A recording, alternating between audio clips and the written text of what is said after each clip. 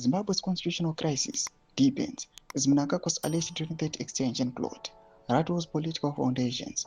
Zimbabwe's power structures, a constitutional storm, is brewing, one that threatens to unravel the democratic safeguards painstakingly woven into the 2013 constitution.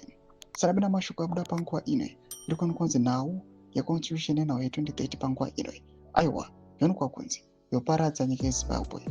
Citizens panguva ino havasi kufara this bill. Not subscribe or like on the bell icon. Chivosaro amudanyira chiti at the heart of the tempest lies an alleged conspiracy to unlawfully extend Mnangagwa tenure beyond its 2028 constitutional expiry by passing the mandatory public referendums that serve as the bedrock of Zimbabwe's democratic legitimacy.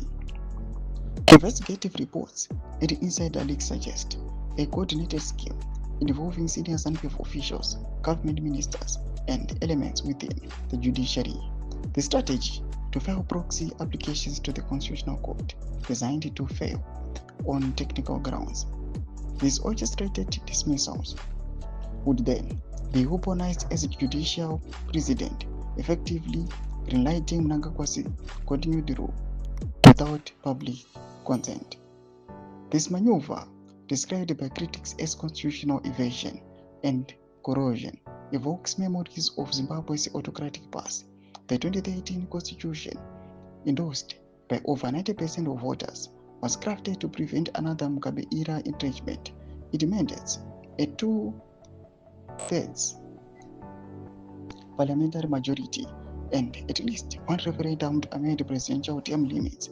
One experts argue two are needed, one to abolish limits, another to allow the incumbent to benefit. The judiciary's role in this saga is under intense scrutiny. Prominent lawyer advocate Madam Mpofu has cryptically alluded to flawed court filings and mysterious $3 million transaction linked to Dodoma, Tanzania.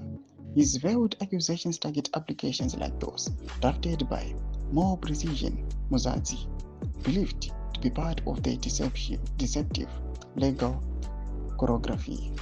Mpofu's public clash with colleague Method Ndlovu, who filed one such application, underscores the judiciary's vulnerability, echoing past allegations of partisan bias under former Chief Justice Godfrey Chijikausiku.